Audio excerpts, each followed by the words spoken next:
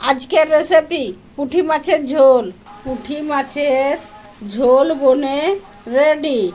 পুঁটি মাছের ঝোল বানার জন্য এই যে পুঁটি মাছের ভুঁটি বার করে আর ধুয়ে পরিষ্কার করে নিয়ে নুন আর হলুদ দিয়ে মাখিয়ে নিয়ে তেল গরম করে মাছগুলা ভাজে নিব।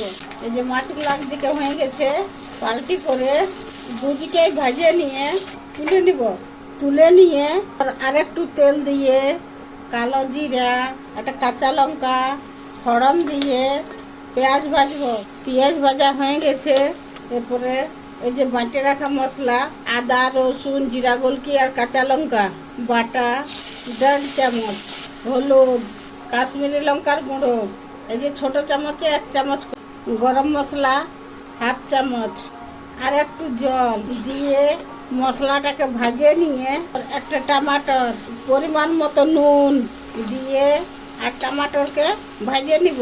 মশলার সঙ্গে টমাটোর ভাজা হয়ে গেছে, এরপরে জল দিয়ে ভাজা মাছগুলা দিয়ে 5 মিনিট ফুটাই নিয়ে আঁচটা বন্ধ করে দিয়ে নাভায়া বেটে নিব।